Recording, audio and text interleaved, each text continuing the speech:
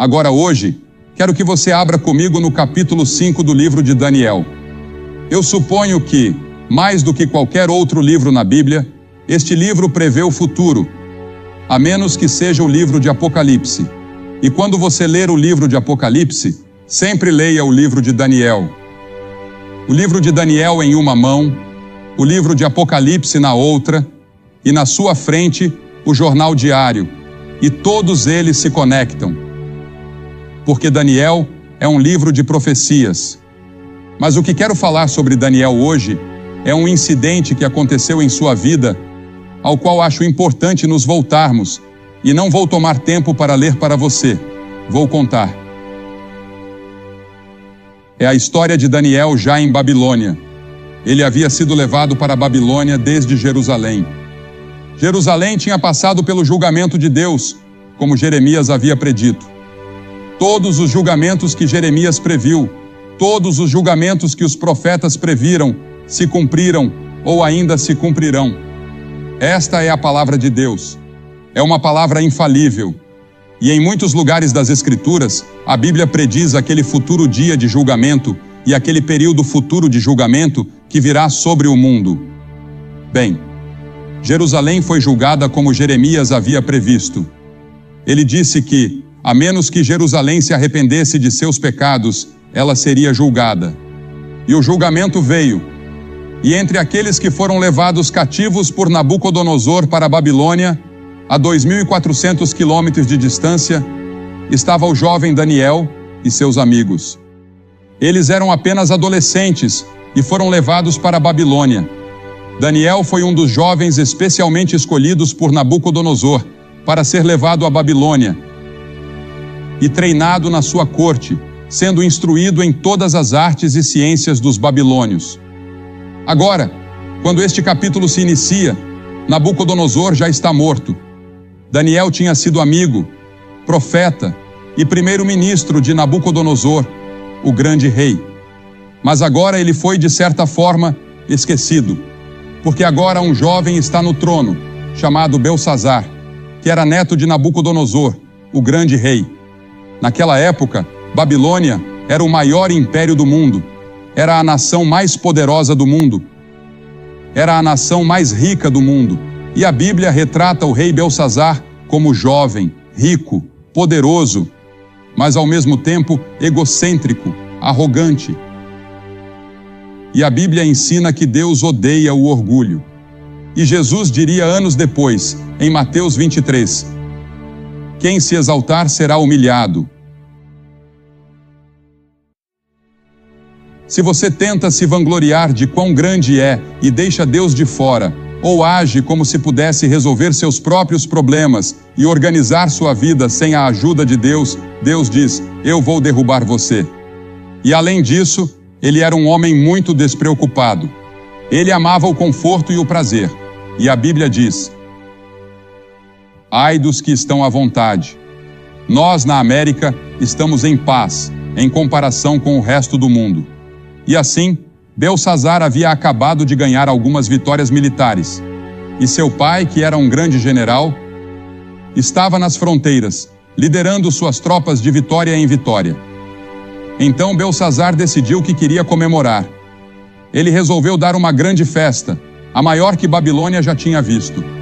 Babilônia com todo o seu glamour. Babilônia com toda a sua riqueza. Babilônia com tudo o que tinha. Ele disse, faremos a maior festa da história do mundo. Então, ele ordenou as melhores danças, os melhores vinhos, as melhores comidas, e enviou convites a 1000 dos seus lordes e damas de todo o império para que viessem. E eles chegaram em suas carruagens enfeitadas de joias, e naquela noite, enquanto estavam festejando, dançando e bebendo nos jardins suspensos que Nabucodonosor havia construído para sua esposa Midiana, Belsazar ficou bêbado.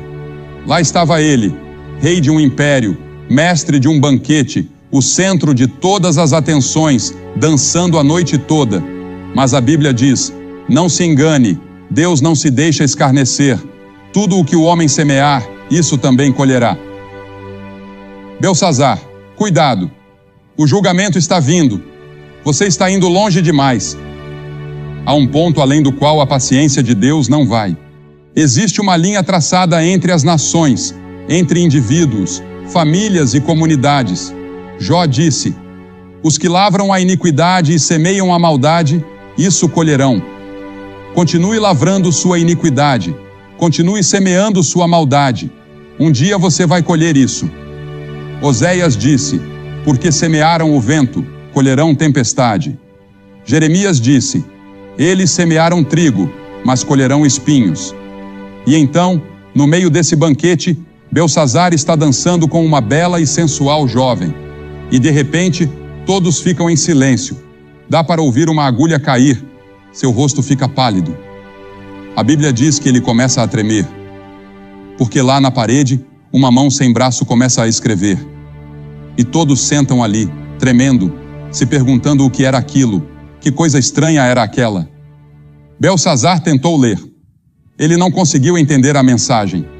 Então disse: vamos chamar os astrólogos, os adivinhos, os caldeus, vamos chamar os magos, vamos chamar todos os que podem interpretar esse tipo de coisa. E eles vieram, mas não conseguiram ler. Belsazar ficou ainda mais apavorado. A escrita ficava cada vez mais clara e brilhante. As pessoas estavam assustadas. E sua mãe ouviu falar sobre isso, e ela, por sinal, não estava na festa. Mas ela entrou e disse: filho, o que é isso que estou ouvindo sobre uma escrita estranha? E ele apontou para a parede. Ela disse: eu conheço um homem que pode ler essa escrita. Seu nome é Daniel. Ele é um grande profeta. Ele ajudou seu avô a interpretar sonhos. Ele foi primeiro-ministro sob o governo de seu avô. Ele tem vivido uma espécie de semi-aposentadoria. Talvez você não o conheça. Mandaram chamá-lo, e ele veio. Belsazar disse: Daniel, você vê aquela escrita? Se você ler o que está escrito, farei de você o terceiro governante do império. Colocarei uma corrente de ouro em volta do seu pescoço, te vestirei com vestes reais, e você será parte da família real, próximo a mim. Daniel olhou para a escrita e a reconheceu imediatamente. Aquela era a caligrafia de seu pai. Aquela era a caligrafia de Deus, o Pai. E Daniel havia estudado Deus e vivido com ele durante todos esses anos. E sabia que aquela era a escrita de Deus. Ele disse: Belsazar, eu posso ler a escrita, mas fique com os seus presentes. Eu não os quero. Dê os seus presentes a outra pessoa. Veja, Belsazar, ó rei, você se levantou contra o Senhor do céu e trouxeram os vasos da casa sagrada de Deus diante de você. E você e seus lordes, suas esposas e concubinas, beberam vinho neles, e Deus está ofendido. E você louvou os deuses de ouro, prata, bronze, ferro, madeira e pedra, que não veem, não ouvem e não sabem nada, e o Deus em cujas mãos está o teu fôlego, e em cujas mãos estão todos os teus caminhos, tu não glorificaste. Sim, Belsazar, eu lerei. Deus te deu tudo o que você tem, até mesmo a habilidade de rir. Sua comida, sua bebida, seu poder, suas riquezas, tudo veio de Deus, mas você não agradeceu ao Senhor por isso. Daniel disse: tudo bem, aqui está a escrita: Mene, Mene, Tekel, Parsim.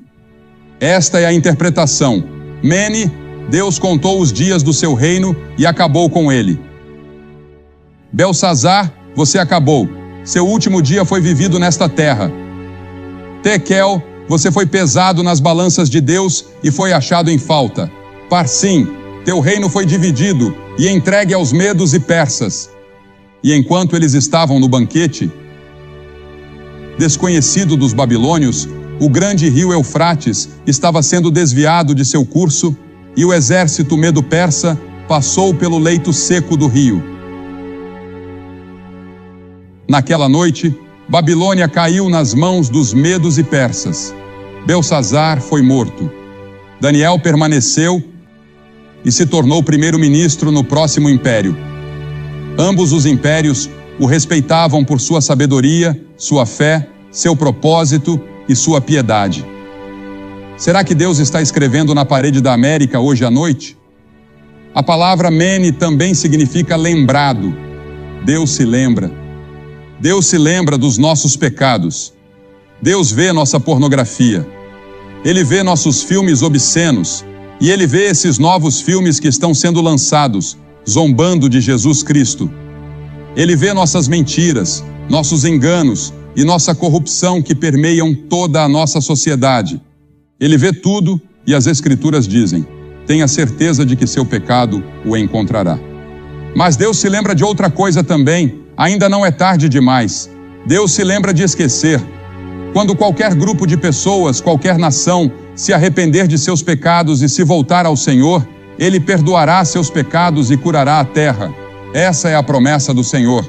Em segundo lugar, Ele diz: foste pesado nas balanças e achado em falta. A Escritura diz: tu pesas os caminhos dos justos. O Senhor diz que as ações são pesadas por Ele. Todos os caminhos de um homem podem parecer puros aos seus próprios olhos, mas o Senhor pesa o espírito. A nação, o mundo, está sendo pesado hoje à noite. Você está sendo pesado nas balanças de Deus. Nossos pecados são grandes aos olhos do Senhor e estamos sendo pesados em suas balanças. Muitos líderes pensantes acreditam que a escrita já está na parede e que o julgamento já começou a acontecer. Mas Deus nos pesa como indivíduos. Como Ele vai nos pesar? O que está do outro lado das balanças? Veja, aqui estão as balanças. Aqui está você. E aqui está o que Deus usará para pesar você. Primeiro, Ele vai pesar você pelos 10 mandamentos. Como você se sai com os 10 mandamentos? Não terás outros deuses diante de mim. Não tomarás o nome do Senhor teu Deus em vão. Não cometerás adultério. Não furtarás. Não dirás falso testemunho. Não matarás. Todos esses mandamentos estão incluídos nos 10. E a Bíblia diz que se transgredimos um ponto, somos culpados de todos. Se você quebrou um mandamento uma vez na sua vida, é como se tivesse quebrado todos. Bem, você pode dizer: claro, já quebrei pelo menos 1 ou 2 deles, então você é culpado de todos. E essa é a razão pela qual a Bíblia diz que somos todos culpados. Essa é a razão pela qual Jesus disse: aquele que está sem pecado, que atire a primeira pedra na mulher pega em adultério. Nenhum dos líderes religiosos poderia fazer isso, porque todos pecaram. Todos pecaram e estão destituídos da glória de Deus, e todos estão sob o julgamento de Deus. Então, não apenas seremos pesados pelos 10 mandamentos, mas também pela lei do amor. Em Mateus 22, Jesus disse: amarás o Senhor teu Deus de todo o teu coração, de toda a tua alma e de todo o teu entendimento. Este é o maior mandamento. E o segundo, semelhante a este, é: amarás o teu próximo como a ti mesmo. Sobre esses 2 mandamentos, disse Jesus, se sustenta toda a lei e os profetas. Tudo se resume ao amor.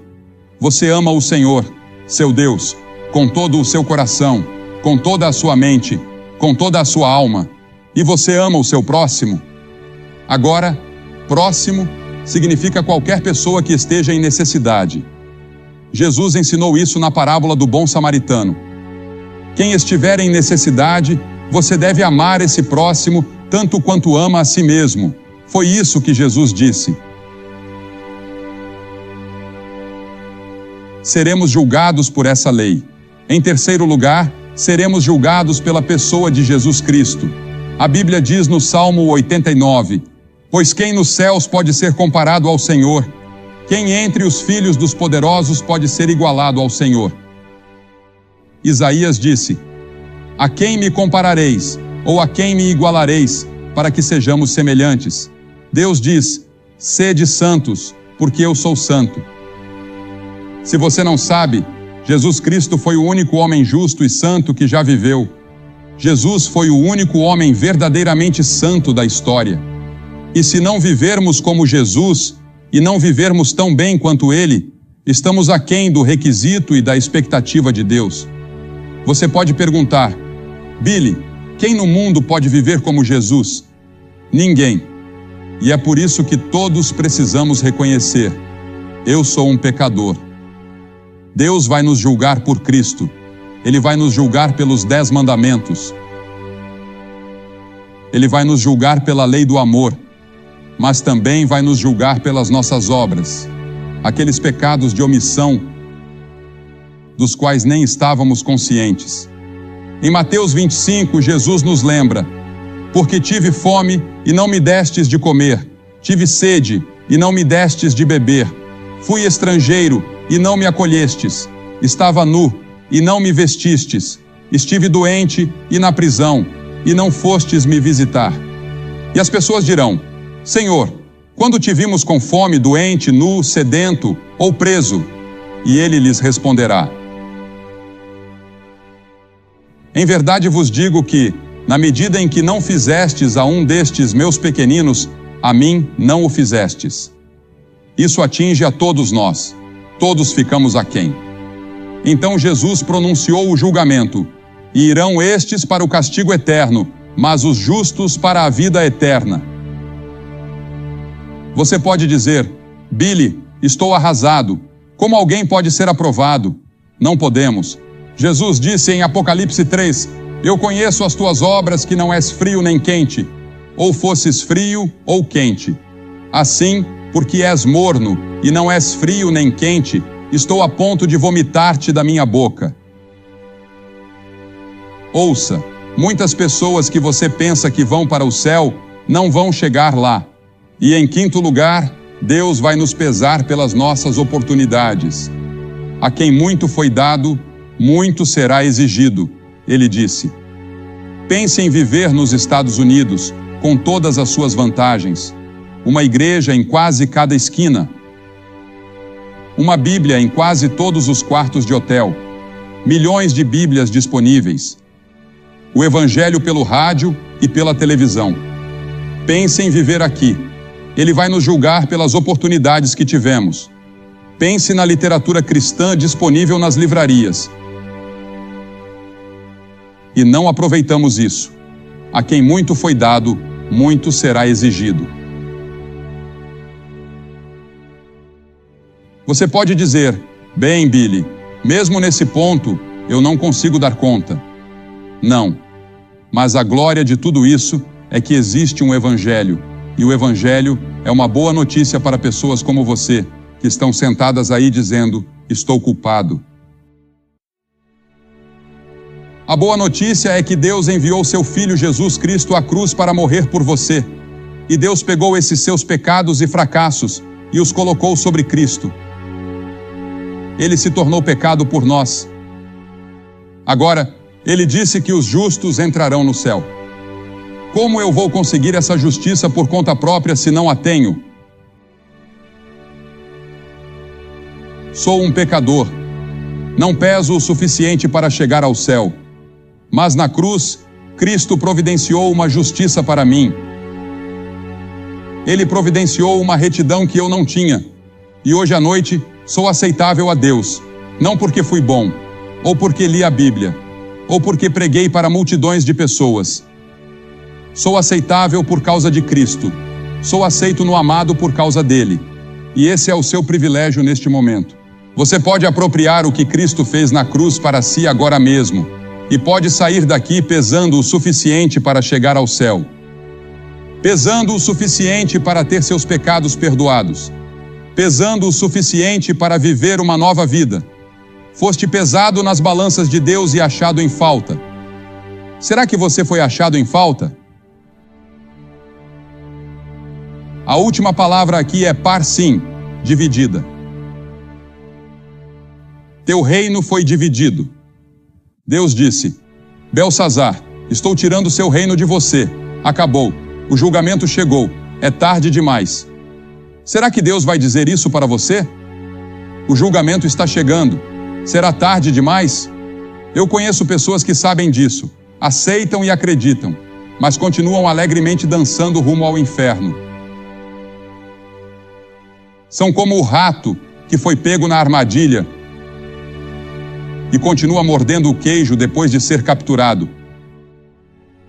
Você ainda está mordendo a isca do diabo, mas já está morto no que diz respeito à eternidade.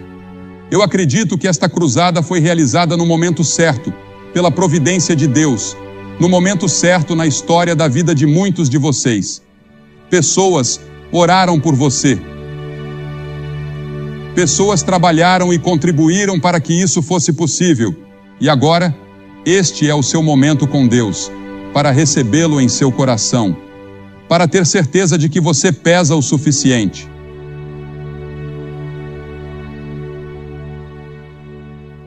Não, eu não estarei no julgamento. Agora, pois, nenhuma condenação há para os que estão em Cristo Jesus. Não vou dizer a você que estarei lá. O julgamento que eu merecia foi levado por Jesus Cristo na cruz. E eu aceitei o que ele fez, mesmo que tenha parecido tolo e um pouco ridículo para mim naquela noite, dizer sim a Jesus Cristo na frente de todas aquelas pessoas. Eu fiz isso. E agora vou pedir que em poucos instantes você se levante do seu assento, venha até aqui à frente e fique em frente a esta plataforma dizendo: ao vir, eu quero Cristo no meu coração. E depois que você vier, direi algumas palavras a você, farei uma oração com você e te darei alguns materiais para que depois possa voltar e se juntar aos seus amigos. Mas não deixe esta tarde passar sem dizer sim a Jesus Cristo. Porque veja, você pode nunca mais ter outro momento como este. Este pode ser o último momento que você terá. Agora é o momento de se levantar e vir, junto com as centenas de pessoas que vieram esta semana, até mesmo 1000. Venha e junte-se a eles dizendo hoje: eu quero que Cristo perdoe meus pecados. Eu quero ter certeza de que vou para o céu. Eu quero pesar o suficiente quando for pesado nas grandes balanças de Deus no grande julgamento. Se você está lá na galeria superior, pode levar alguns minutos para chegar aqui. Então, venha agora, rapidamente, de todos os lugares. 100 de vocês. Deus está falando com você. Você pode estar no coral. Você pode ser um dos servos aqui. Quem quer que você seja, levante-se e venha. Nós vamos esperar.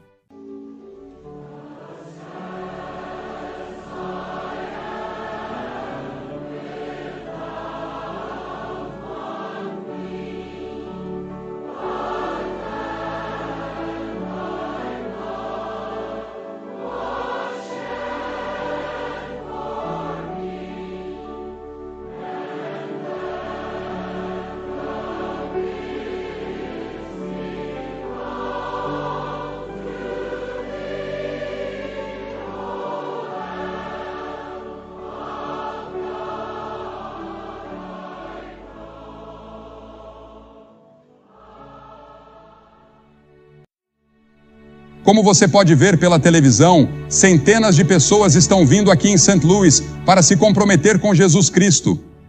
Elas querem ter certeza de que seus pecados estão perdoados. Elas querem saber que pesam o suficiente nas balanças de Deus. Não, eu não acredito que seja tarde demais para os Estados Unidos se voltarem para Deus. Eu acredito que ainda podemos ter cura em nosso país. Eu acredito que podemos nos voltar para Deus e encontrar uma nova atmosfera se fizermos isso. Mas isso também pode acontecer na sua vida como indivíduo, pode acontecer na sua casa, na sua rua, na sua comunidade, no seu apartamento, onde quer que você esteja. Mas tem que começar com alguém. Pode começar com você, se você disser sim a Jesus Cristo agora. Espero que você faça esse compromisso.